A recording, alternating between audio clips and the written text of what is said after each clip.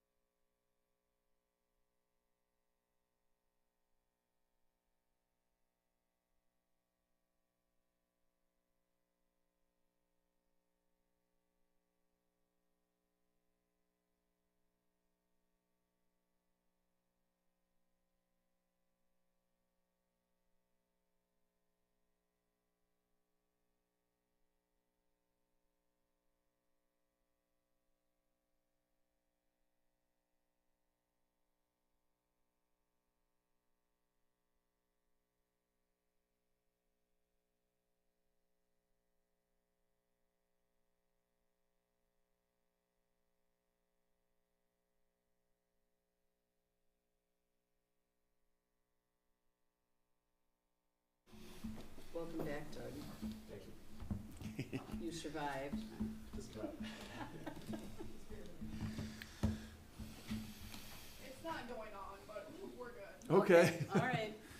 All right, I would like to call to order the Wednesday, January 3rd, 2024 meeting of the City of Monona Finance and Personnel Committee. Would the clerk please call the roll? Alder DePula, Here. Alder Wood, Here. Mayor O'Connor. Here. Is there a motion to approve? We have two sets of minutes, the minutes of the December 4th and December 18th meetings. Motion to approve. Second. Any changes or additions or Nope. corrections? All in favor, say aye. Aye. Aye. Minutes are approved. There are no appearances that I'm aware of. Right. No unfinished business. We have a couple of items under new business. Item 6A, consideration of ordinance 1-24-772, updating the fees, fines, and penalties schedule. Is there a motion to approve this? Motion to approve. Second. And who's going to talk about this? I can talk about, this is just an annual update to our fee schedule. We come back every year with this. There is some changes in there. They kind of highlighted with zoning, commercial additions and zoning verification letters have been updated by small dollars. And also the swimming pool fees, I believe that's on the council agenda. So that's, $50 per above ground, $150 in ground. So that will be a new charge for the city. The next page, Jake has updated some park fees for the baseball diamonds, Huska Park fields, and the soccer fields. And then the last one, page 12, is probably the biggest change, is the chapter 152 for ambulance transportation. There were some changes. Got rid of the non-residential rate and charging everybody the same for the services, and an increase as well. The non-residential was $1,300, now it's $1,500, from 14 to 16 for the ALS 1, and 2 is now $1,900. And you can see the non-transportation rates have also increased for BLS to 600 and then ALS to 1,000. Good question. Doug? What was the thinking behind eliminating the resident, non-resident distinction? I wish Jerry was here. 'Cause He is here, he's on. oh, he's on here? Yep. Oh, because he could probably answer that question. I am sitting on a balcony in the middle of the Caribbean. But he's here, that's right. Thanks for joining us. Alder, I can answer your questions. There have been several lawsuits in recent years for people that successfully sued cities for charging non-resident rates over resident rates. In the opinion of our billing company, it was best to do away with the two levels of resident and non-resident. The other point that I'll make is these rates are charged to commercial insurance. So what we charge compared to what gets billed is not the same. So we do an annual rate survey with our billing company, and where we try and aim is right in the middle of what similar agencies are billing for commercial insurance, which is why these rates went up. We did not increase them last year, so that's why they appear to have a big jump next year. So we brought them in line with the 50th percentile of where EMSMC gave us for comparables. So hopefully that answers your question somewhat. Yeah, I guess I'd be curious to know more about the lawsuits. If you had any more information, maybe you could email that. Absolutely, be happy to do so. Okay, thank you. Patrick, did you have any questions? I do not. I guess I wondered, I thought we were going to include short-term rental fees in here. Oh, I was gonna say, I don't know if we had really gotten down to the point of actually doing it, and we're kind of focused more on the ordinance at this point there in terms of figuring out But what fees then we're don't gonna. we have a register? We have a fee, we just probably just didn't put it in the, Oh, just need to be just incorporate it into the schedule. Right. So, yeah, there's not, it is in the It schedule? is? I looked through it and I didn't see it, I'm just, It's not in what you have in this packet, but it's in the overall. okay, oh, so this So these is are just the the overall changes. schedule. Yeah, Oh. this is just the changes. okay, gotcha. Oh, okay. Okay, I Sorry. didn't realize that. pages. Okay. Okay.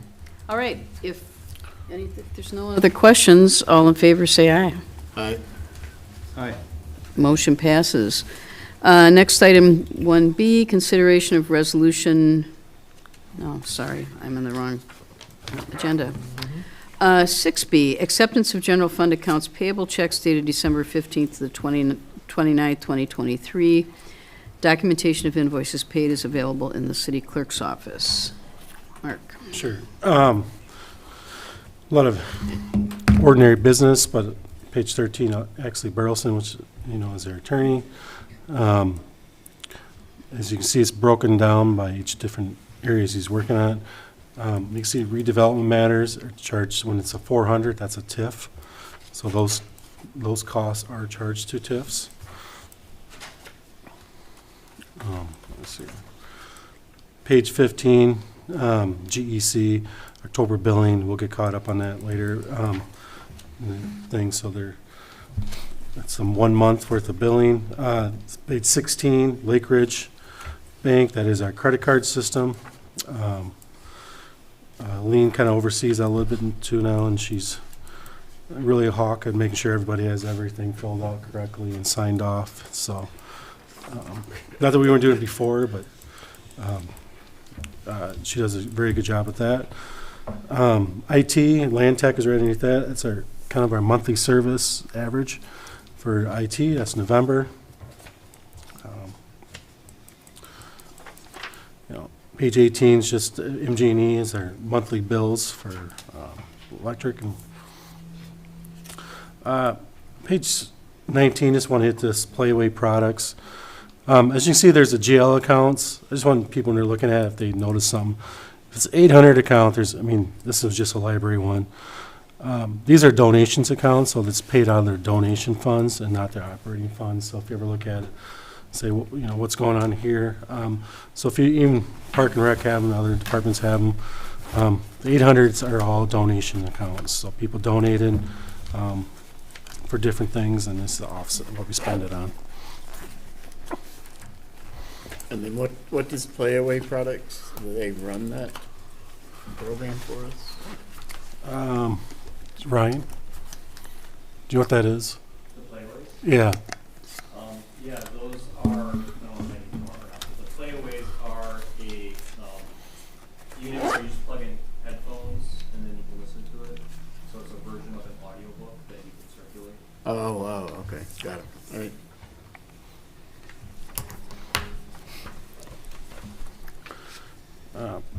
Page 22, again, Axley Burleson, here's our November bill for that. What else we have here? Page 25, Kaiser Ford, a 2023 squad, that's part of our capital.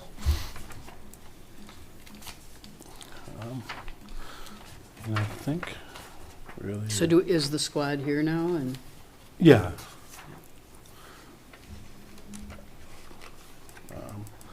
And that's all I have. That really any stuff. questions? Patrick? Just a quick question about Charter Communications, internet service, the fire department cable, and radio station. I'm assuming radio station that's also a charge for internet, the $79.98?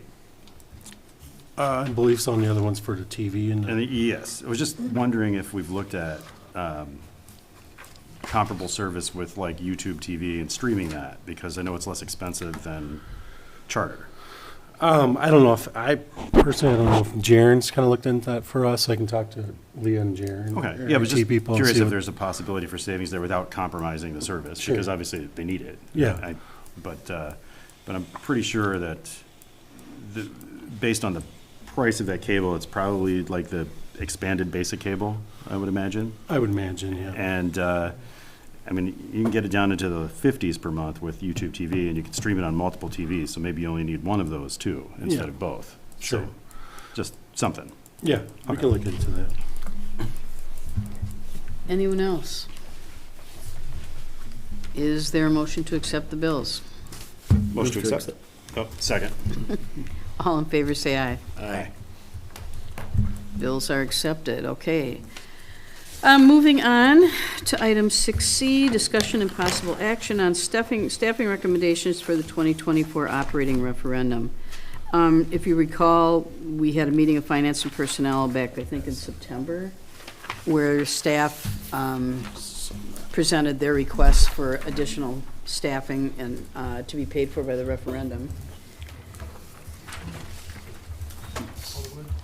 And we've been working with Leah, Mark, and Neil and I have all been working on these requests and trying to get them into some kind of a priority order, keeping in mind that you'll be hearing about the compensation plan tonight, which is going to be a big number that we're also going to be asking for in the referendum. So we can't do all the positions that we want to. We had to really think about what we would like to do when, and so anyway, this is the draft of what staff is recommending, and Neil, you want to? Yeah, just provide some quick introductory comments. As obviously, we've been kind of taking a look at several items here as we kind of get prepared to evaluate this. Wanted to kind of just start off with this slide here, particularly here. We've staff, obviously, a lot of things going on right now in terms of what could potentially impact future taxes. We've been trying to kind of keep all those somewhat in context and as we go forward. So staff has kind of approached these kind of categories of proposed funding here kind of in this priority order that we wanted to at least present to council for consideration, certainly starting with here the Finance and Personnel Committee. So so basically a lot of the information you'll be hearing tonight for the first time. It was not included in the package. We wanted to make sure to provide you the information and then provide you the context behind how it got to where it was. With the intent of bringing these back in 2 weeks for more expanded discussion to give you some time to digest the information as well. But these are kind of 4 categories that we kind of felt we put in order certainly with Mark, Leah, myself, and the mayor discussing what we think maybe in terms of how we have approached these kind of couple of topics we'll be talking about tonight. So first one is certainly funding the compensation plan. We'll talk about some of the details regarding that are listed here at our presentation from GovHR tonight at council. But those are some of the factors we'll be looking at. Going forward, trying to make sure we have an ability to fund cost of living adjustments. I know that's been something that's been difficult in the past in terms of because of funding limitations. So in terms of, again, looking forward and possibly part of the referendum and what we also will be looking at. Number 3 is funding required contractual services. We are obviously garbage collection being a large one, a significant one. Using fund balance last year, figuring out putting that in for services next year. Another one we've talked a little bit about has been expanding IT services. Most of the departments I think would benefit from some additional access from Jaron and his services as we go forward. And then we actually identified number 4 as funding some new positions. So that's what so tonight we're actually here to talk about number 4 in terms of kind of what sorts of things we might be looking at. Neil, before you go on from that, I noticed obviously I had a priority order. Was that that is the priority? That's that where, at least at? for discussion purposes, that's Right. kind of what we are. That was an assumption that staff has Yeah. made at this point, obviously subject to further conversation Yeah, by this yeah. body and then as well by city council at the end of the day. Yeah. So. Well, yeah, I think it was, I certainly agree that the compensation parts of it need to come first and new positions last as much as they might be needed, but. Yeah, it's We need to certainly- take care of what we have first. Yeah, and that was kind of the feeling I think that staff had in terms of we know that there's, I think from existing resources that we can get that taken care of to the extent we can, and then obviously to the ability that is financially feasible, start looking at investing in newer positions is kind of the Yeah. position we've started with. So with that, let's see, let me identify here. Right, I think so. We're going to start off with this one. So I handed this form out as well as kind of, we'll be going kind of section by section here. This table was essentially originally presented to, I think back in October, I think we first started looking at this, or November. This was kind of a list of just 17 positions. They were all the ones that staff had requested. Right, that staff had requested. There was not any financial information associated with them, and they were certainly not presented in any sort of priority. So similarly to the last list we just talked about, we did make some assumptions to make an initial presentation to this body. We broke them into essentially priority positions, what we've called kind of maybe a 0 to 2 years. These numbers are just kind of really for planning purposes only. Then we also had additional positions, which we feel are kind of the next 3 years after that, kind of the 3 to 5 year window. And then the last category, which more of a, like a to be determined or a 6 years plus type of window. So we'll kind of, and we broke them into general government and public safety just for analysis purposes, so folks could understand the breakout between those. So what we'll kind of do is just kind of go through these. So the first category, general government priority positions, we have identified, expanding essentially the part-time planner hours for the community development. This could probably be an expansion of the current staff, part-time staff hours. Probably could be an additional part-time staff person as well. I think we could probably go either direction with that, but I think the idea is certainly there would be allow additional resources in that department to kind of handle some of the additional workload that is going on. Since I've been here, even in July, we've talked about the need for additional park labor staff quite regularly. It's come up in conversation at multiple times. So we actually have 2 positions identified in there right now. The fourth item is a little bit in flux. We refer to it right now as a facilities sustainability manager. We've kind of bounced back and forth. You'll also see further down the list is more of just a building maintenance person. Kind of trying to evaluate what we think the immediate need would be to help that. We do think the sustainability manager, with additional facilities coming online, in addition to taking care of issues that we already have in terms of managing some of the facilities issues we're going to be dealing with in the next couple of years, even prior to design and going forth with a new building, is an important position to have on board. In addition, the mayor has been, very adamant about this, is having someone knowledgeable enough and positioned enough to perhaps go after grant funding to help not only fund the position, but also to fund specific improvements and other efforts as we're looking at a variety of things in this current building as well as going forward in the new building. Yeah, if I could just break in for a minute. There's a ton of federal money out there for all kinds of energy-related things. And as we know, in addition to a new building, assuming that gets approved, we're going to have to do something about like all these solar panels. I mean, we probably should have done something a couple of years ago about them. It's just, and I know that I'd also like to get management of the sustainability committee out of the planning department, and I would think this person could, I would like to see this role take that over as well. We agree, Mayor. We think a lot of the actual savings and sustainability efforts will be facilities related, obviously going forward in terms of energy usage and other things. We just think that's the largest opportunity for us to actually implement sustainable.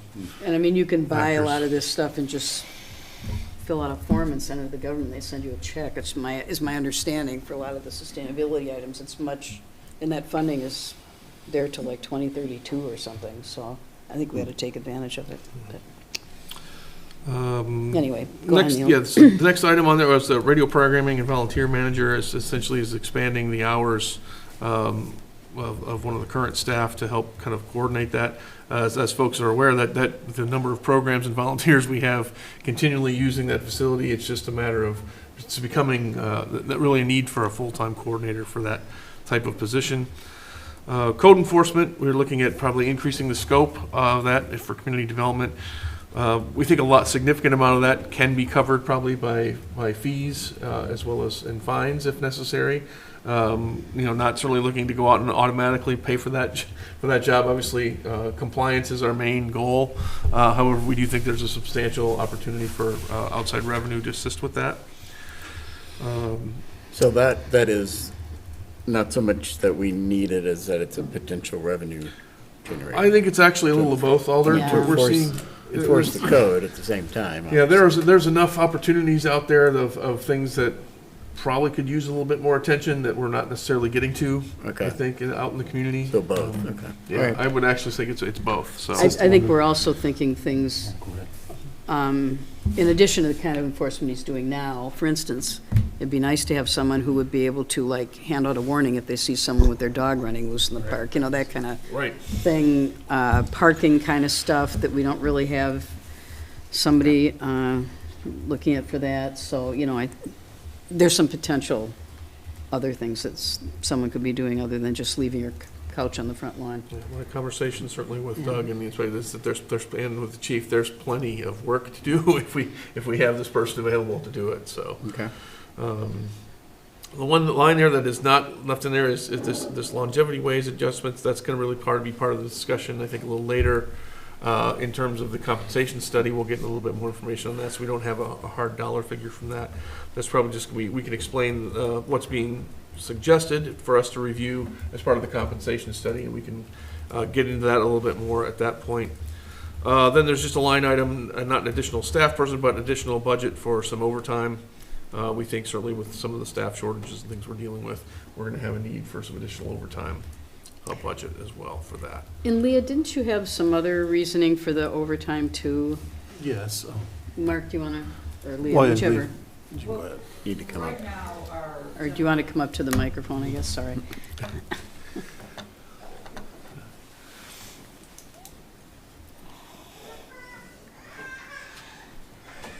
Right now, most of our staff who are non-exempt employees, meaning they are subject to overtime requirements, who are not public safety, we don't actually budget overtime for those staff members. So when they work overtime, they're getting that compensation in comp time. And if they're working, you know, especially some of our like Parks and Recreation staff, when they have special events, things like that, Will's media staff, we have a lot of overtime that's getting used as comp time in those departments, and you know, comp time is earned at time and a half, so then we're sort of getting even less work days when those employees are having to take that comp time. They're taking comp time and not even able to take their paid time off, so this is just actual overtime pay so that we can, so some of those employees can actually choose to just get paid for that overtime. Okay. Thank you. And that is a summary of just the general government priority positions. Total for those positions, as currently estimated, is at $460,000 if they were all brought on board in one fell swoop. Obviously, the thought process is trying to figure out, as we go through these categories, that they don't have to all be brought on immediately, but maybe in terms of some sort of scheduled fashion as we go forward. But we did try to at least take a first stop at identifying higher priority needs, a little bit, something we have a little bit more time maybe to bring on. At least give us some ability and give you guys as a committee and council some ability to maybe move those around a little bit as to what you feel priorities would be. Hopping into the public safety priority positions, the traffic and crime prevention officer, that also has to deal with, is actually, chief, correct me, tied with the police supervisor as well, isn't it? Just promoting one person to supervisor and then maybe bringing on an additional officer. I can't remember exactly how we discussed that before. That's a standalone position. Okay, so it is a standalone position, okay. So again, we also, Supervisor is what's being moved. It's total one FTE Okay. being added. so there's one FTE, okay. So we have identified a floater for the fire department to assist with some of the staffing issues they're having on there. We currently have the assistant fire chief in the 0 to 2 range, so we think Assistant Chief Eckloff is going to be retiring maybe in '27. So it's a little bit earlier than that. We could certainly bump that out to the 3 years, but at this point, we kind of have them maybe some overtime or some overlap in terms of training if we would want to consider that. But that could probably be moved between the two categories depending on how we go. Increasing the paid on premise, paid on call amount of, just again to kind of assist with some of the staffing needs we are currently seeing in the department, as well as then for overtime for really all the public safety positions is kind of that line item there. So Doug? we do have both chiefs available if there's questions on any of those. Yeah, the pop and paid on call increase, I guess, I mean, I know there was some, the chief presented, I think the last time, that some of the other communities are paying higher amounts to their volunteers. I guess my concern is, and Jerry, correct me if this is wrong, but my impression is there's a lot of volunteers who don't live, we pay them to show up for training and such, but then they generally don't show up for the fire calls or the EMS calls. And that I'm not particularly interested in continuing to do. So, Yeah, and this would limit the paid on call too, so this would be just paid on premise. So it'll be- Okay. I believe that's what, Jerry maybe could explain. a little bit better. So we wouldn't Yeah, be paying any the- paid on call? Well, the idea would be that we would be paying folks to be at the station, a higher stipend. And if people choose to respond when they're not on the schedule, they would get it's a sliding scale on the POP. So if it's a 0 to 2 hour call, they would get X dollars because they still respond.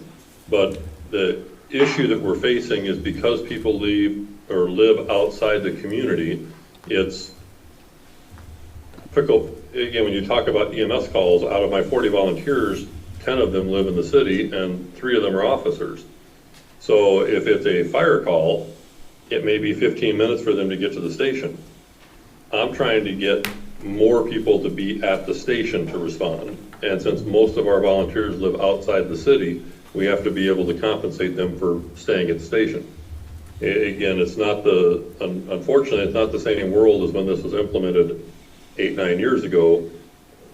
The majority of our volunteers live outside the city. So I need to figure out a way to get people to stay at the station and be able to respond.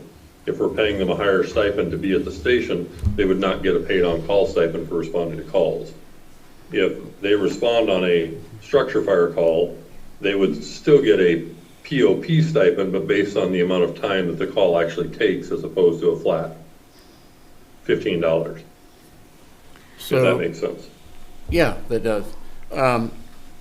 What is the benefit to the city of having volunteers who it takes 15 minutes to show up for emergencies? The benefit currently is we're paying them $15 a call to respond, and they're still responding. I'm trying to get more volunteers to be at the station. For us to be able to compete with comparable communities, we have to offer them more than what we're offering them. Right now, if I have somebody at the station, I'm paying them $30 to stay at the station for 12 hours, where competing communities are paying $100 for 12 hours. And again, volunteering is not what it used to be, unfortunately. So I have to figure out a way to incentivize them being at our station as opposed to, well, I live on the east side of Madison, I can go to Sun Prairie and be a POP for $100 or $125 for 12 hours a time, or Monona for $30. Okay, So I'm trying to incentivize, trying to get people to stay at the station more frequently rather than, so we have people available at the station as opposed to relying on people responding in from the east side of Madison or Maple Bluff or wherever they may live, responding to the station. right. Our volunteers do a great job of responding, it's just that I'm trying to figure out a way to have them at the station as opposed to relying on them to respond in with a 15-minute response time. Yeah. Okay, that makes sense. Just to clarify, when they're paid $30 for the 12-hour shift, but then aren't they also paid if they go out on a call during the shift, or am I misunderstanding that? Correct. Correct. That is the way it was set up before I started. So we've been maintaining that. So again, I'm trying to figure out a way to incentivize, but also revamp the program a little bit. So they're paid, a lot of them actually earn more than $30 when they're there for a 12-hour shift, is that correct? Correct. Because they're paid for any calls. And is this Yes. number in addition to what we already have budgeted, Correct. correct? Okay. So my proposal would be to combine the two line items we currently have and add this to it. Okay.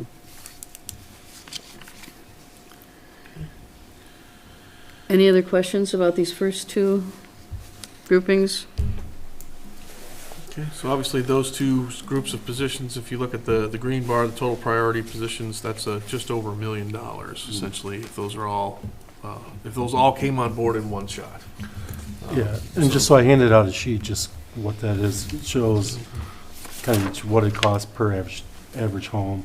And that's with the priority positions? The new employee for the 245 would be the priority positions. You see that, kind of the subtotal, and then there's 320, and then there's a new, So on an average home, we're looking at about $100 a month, basically, on an average home, yeah. Oh, it's 240. Well, that includes the building too, right? including the building. That 1176 Yeah. includes everything. 1176. A year.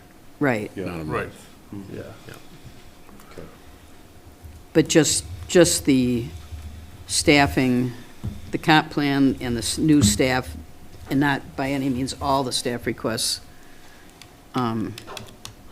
What's the difference between, what are the two new employee numbers? That's what I was gonna say, the 245 is the first grouping. The first grouping? The $61 is the second grouping up there, but when he'll show up next. Yeah. Okay, so the second grouping is only 61? Well, it's I guess it's a lot smaller. fewer, yeah, You're okay, looking at 300, yeah. okay. Yeah, so these are just, So total personnel will be 626 on the average home per year? Yeah. That includes the comp plan, garbage, current employees. Okay.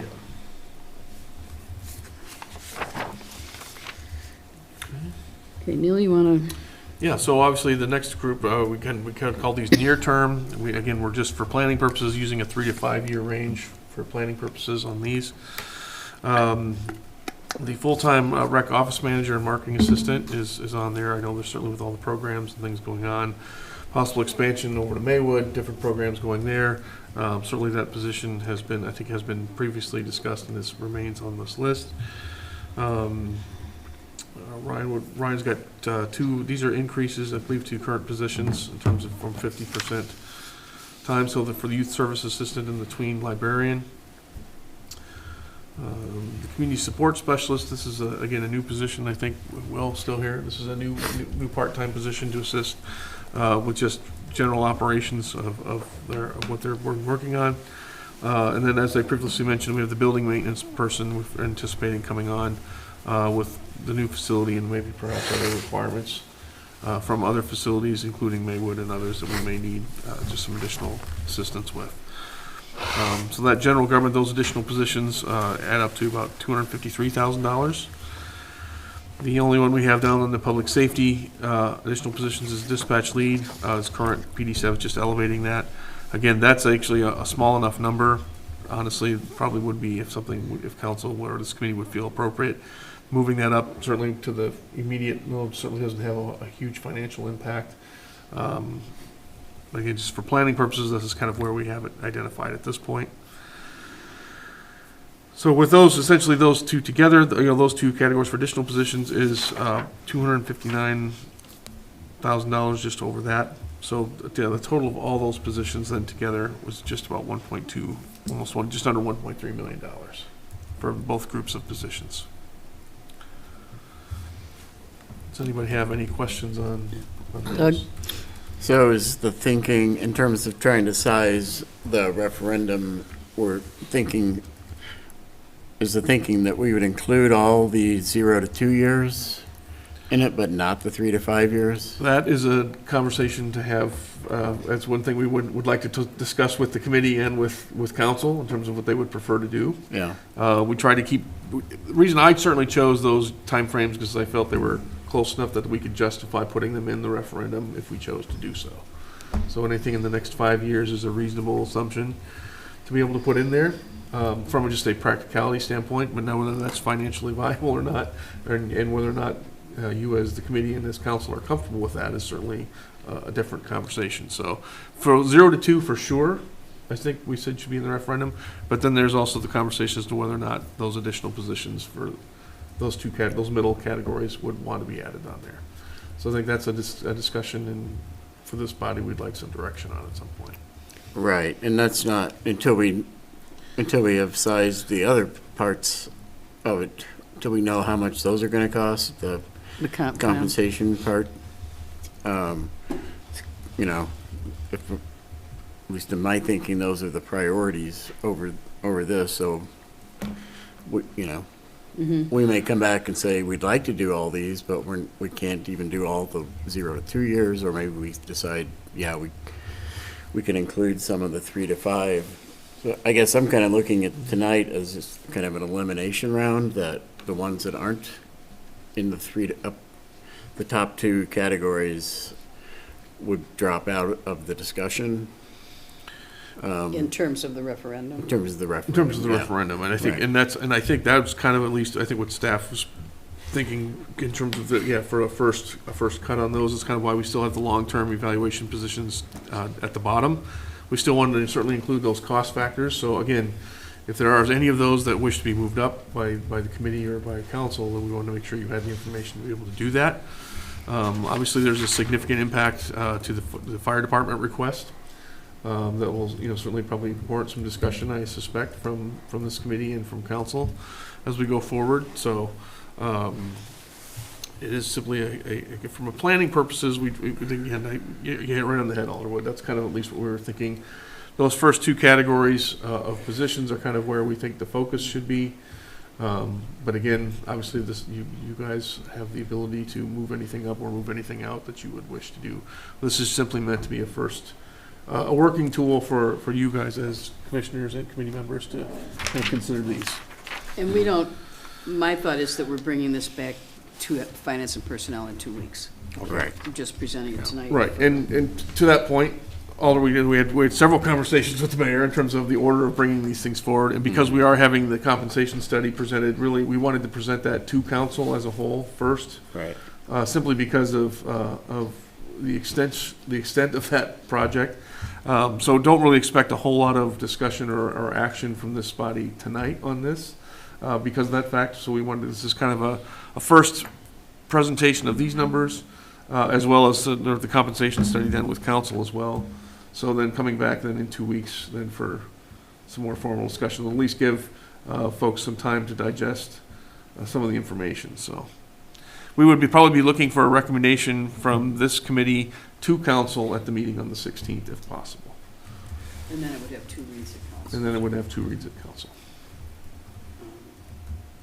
I think one thing, and I don't really know how this was done, I mean, it's something we need to look into. One way we might, I was thinking possibly handle this over having the first chunk of 2 years and then following, I don't know if you saw how the school district structured their referendum, it kind of increases by different amounts in coming years, that referendum they Right. had last year, and I don't know if we would need to word something like that. Like a built-in percentage increase? Sort of, yeah. I mean, we'll need to do a certain amount of that anyway for cost of living and that kind of thing. But Right. in terms of some of the staffing also, maybe we could But, do that too. For the ones that are further out. right. But can you say, this is what we want this year, and also we want, say, 3% per year for 5 years, or, I don't know if there's a cap on that. I believe that, well, I think, well, certainly there's in terms of just feasibility for doing it, I mean, like I said, we'd love to have, say, we could go up to 10% every year, and you guys wouldn't have to hit that, but you'd have the ability to. Right. Probably not going to be a very popular vote question if we phrase it that way. Right, yeah. So I think certainly the public is going to expect a more rational stagger of over whatever time this body feels comfortable with. So I think that's a fair approach to this, and we'll certainly be working with some of our internally with our staff, but also with our consulting team on how we think the best way to approach that will be. And Mark, you're thinking part of this would be a permanent increase to the base, right? Yeah, part of it would be permanent, all of it would eventually be a permanent increase to the base. Right. So my thought would be if you approve it all at once, you're still going to have to, just because our net new construction is always going to be very low. I mean, I kind of have an idea what, say if it's 3%, 2%, we could figure out what the salary increases are and then non-personnel and kind of get like, okay, every year we need X amount or a certain percentage. And probably I think they would rather see a hard number, but I don't know. But maybe we can talk to the DOR, see how they're written. Yeah, whatever way makes, But you'd want some type of Makes sense. continuous one too. As far, I mean, it's so many years, I think it's probably 4 or 5 years. I don't know how many years you can go out, so, or it's forever, I don't know. We'll check and get to that. yeah, I mean, otherwise we'll end up in the same situation Right, again. because otherwise next year City you'd be cutting people because you don't have the money. Right. Right. It definitely needs to be a multiple year Yeah. approach. It's just what extent, how far we can reasonably go out, I think. Since we have everybody here, is it okay if we ask them what the, Staff, yeah. if you'd like to.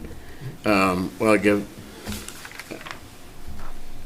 I guess, Jake, the office manager, marketing assistant was put into the 3 to 5 year range. I guess, what are your I assume you would want it sooner, but what are your thoughts about that position? Jake, you're muted still. You're on mute. There you go. Thank you, sir. Hey. Thank you, Alderwood. You know, we are in negotiations, as you'll hear this month, with trying to secure Maywood for expansion of our after-school program and summer camp program. Currently, Jessica Walsh is our recreation supervisor, has increased her duties in supervision of below deck staff, both in the summer and the winter, ice skating seasonally, along with a lot of our sport programs and adult fitness. That takes her out of the office.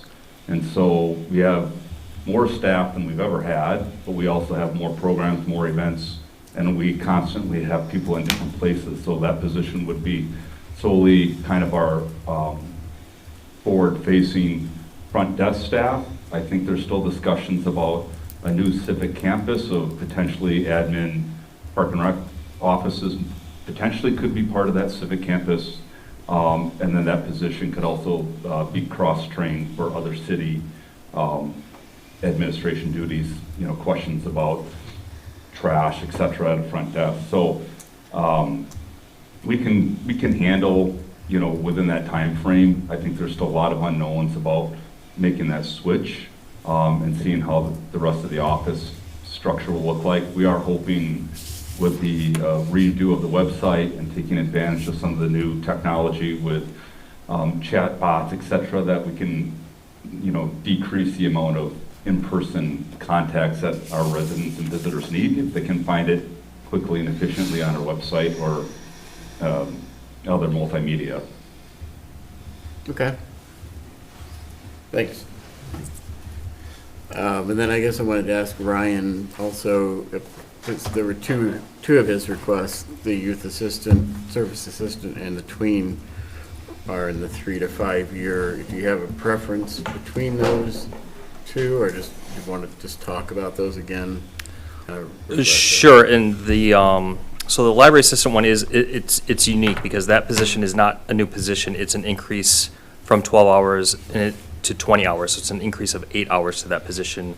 And that person assists the youth librarian and the youth services coordinator with a lot of the programming and having a staff person at the children's desk, which is one of our main goals.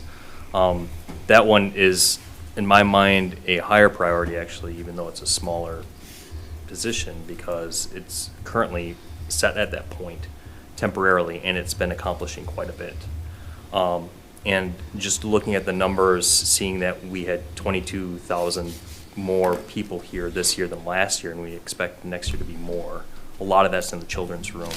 And we're seeing the patrons really appreciate having staffing at the children's desk, and that person helps out tremendously.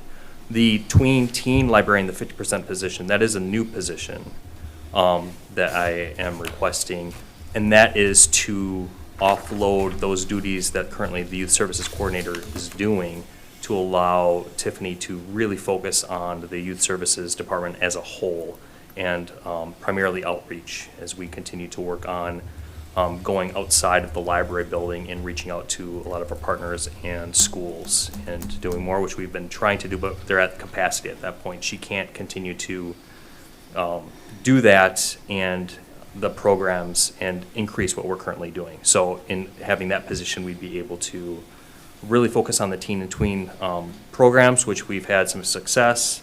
It is cyclical in a way, but we feel confident we get a good foothold with that group of, say, teens, and then that trickles down to tweens, and then the next generation, and we provide that service to the community. So, you know, if you're forcing me to pick, I'm going to pick the increase to the library assistant, because I think they can do a lot, but that 50% tween teen librarian position we'll do a lot not only for the tweens and teens, but also just for the youth services as a whole, because then the youth services coordinator can really focus on their main duties. Okay, thanks. Patrick, did you have any questions?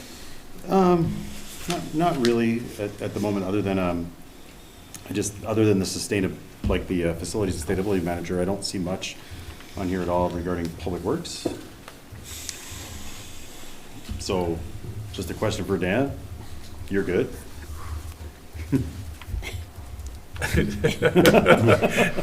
You'd like some more people right now, right? You know, I know you're short. Just need to fill what we got, right? So the 3 to 5 year is where the building maintenance position is listed. Okay. Assuming if the referendum passes and we move forward with reconstructing City Hall, then the additional facility maintenance person would be needed, most likely to assist with working on all the new mechanical equipment, just structure maintenance itself, whether it be windows or landscape items, things like that. Mhm. There might be things right now that we currently contract out, that if we have a second facility maintenance person, that we might be able to bring back in-house. Okay. But I think this position is totally dependent on if the referendum passes and we move forward with reconstruction. Okay. Okay. Thank you.